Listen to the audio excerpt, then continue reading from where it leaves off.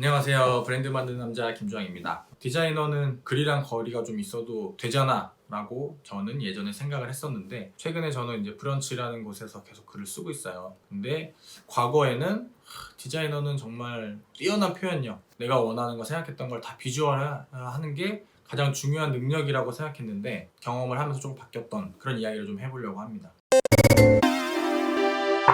나는 이미지 만드는 사람이다, 그림을 만드는 사람이다 라고 생각하면서 책을 굉장히 멀리했던 것 같아요. 그리고 책을 읽을 때 너무 금방금방 잠이 들어서 책 읽는 걸 되게 어려워했었는데, 그러면서 합리화하는 거죠. 난 디자이너니까 괜찮아, 나는 이미지 잘 만들면 되니까 괜찮아, 이렇게 생각했는데, 이런 것들이 처음에는 괜찮았어요. 조금 연차가 쌓이면서 느껴지는 거는, 내가 내 작업을 설명할 때 단어들이 굉장히 한정적이구나. 예를 들면 심플하면서 댄디합니다, 화려하고 고급스럽습니다, 빈티지하거나 러프하거나 몇 안 되는 단어들을 가지고 계속 이렇게 써먹는 거예요. 그러면서 이게 작업은 괜찮은데 이거 설명을 잘 못하는구나 해서 어떤 화려한 말빨이나 이런 것들로 약간 커버를 했던 시기가 있었던 것 같아요. 되게 거만했던 거죠. 물론 내가 설명해야 되는 능력도 키워나가야 되는 부분이니까 그런 부분들을 키워나가면서 지나갔지만, 나중에는 내가 설명하는 것뿐만 아니라 내 작업들도 되게 한정적으로 변하는 거예요. 새로운 시도를 하고 있고 새로운 이미지를 만들고 싶은 욕심이 있지만, 작업을 하다 보면 어느 순간 이건 조금 잘 표현이 안 되고 어렵다라는 생각이 들면서 내가 좀 더 잘하는 쪽으로 자꾸 가게 되는 거죠. 그래서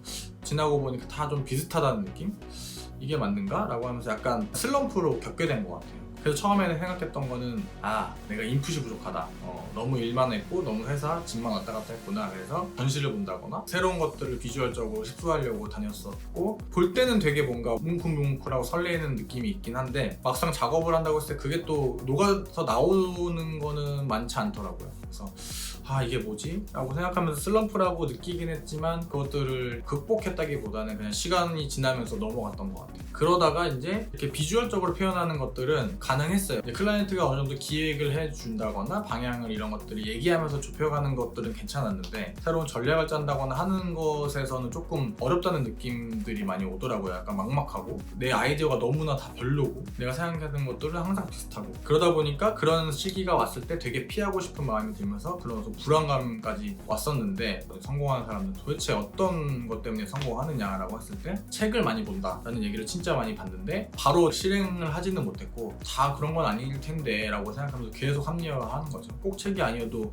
번뜩이는 아이디어, 기발하는 아이디어 하나만 있으면 성공할 수 있지 않나? 이런 생각을 했었던 것 같아요. 그러다가 트레바리라고 하는 돈을 내고 하는 독서 모임이 있는데, 1년 동안 그걸 했는데 반강제적으로 이제 책을 읽기 시작했죠. 그리고 거기서는 독후감을 못 쓰면 모임에 나갈 수가 없어요. 그리고 비용도 심지어 저렴하지도 않고, 그러다 보니까 이거 되게 압박감이 오고 뭔가 강제성이 띄어지니까 그제서야 책을 읽게 되더라고요. 그래서 책을 읽게 됐고, 그 책을 읽으면서 독후감을 써야 되기 때문에 꾸역꾸역 한 권을 읽었는데, 독후감을 쓰려고 하니까 기억이 하나도 안 나는 거예요. 뭐 어떻게 써야 되는지 모르겠고, 처음에 했던 거는 그냥 정리, 목차가 쫙 이렇게 했는데 첫 번째 장에는 무슨 내용, 두 번째 장에는 무슨 내용, 이런 내용이었구나, 조금씩 짧게 정리해보자 라고 시작해서 정리를 하게 됐고, 그런 것들을 기록을 하는 겸 나는 이런 책을 읽었다는 것을 자랑할 겸 해서 블로그에 남기기 시작했었고, 그렇게 남겼던 글 중에 몇 가지를 브런치에다 올려서 글을 쓰고 있어요.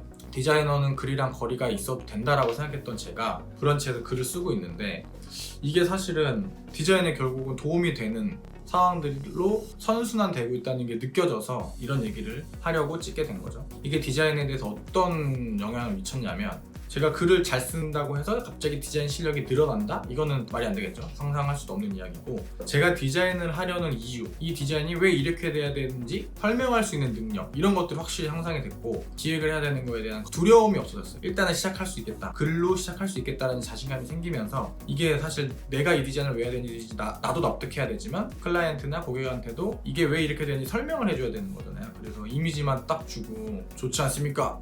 멋있지 않습니까? 이렇게 해가지고 설득하지는 게 아니라, 이런 디자인은 왜 이렇게 했고 우리 브랜드가 이러이러한 철학이 있고 이러한 비전이 있으니까 거기에 맞는 디자인 컨셉은 이런 것이고, 그런 것들을 표현하기 위해서 이렇게 만들었습니다. 그런 것들을 잘 설명하고 정리할 수 있는 게 늘어나면서, 설명하는 것뿐만 아니라 내가 작업을 하는데도 내 작업의 방향성을 잡는 데 너무 도움이 되는 거예요. 내가 작업을 할 때 처음에 어떤 약간 모호한 생각이나 느낌으로 뭔가를 찾아가겠다는 생각보다 정확한 방향이나 방법을 갖고 작업을 시작하는 것은 완전 다른 얘기거든요.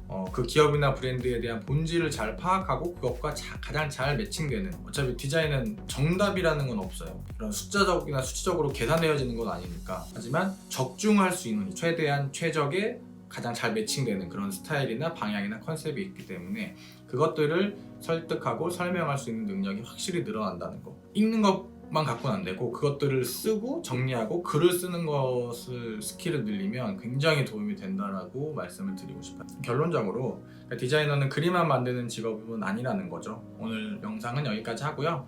누구나 브랜드가 될 수 있습니다. 브랜드 만드는 남자 김주환이었습니다. 감사합니다.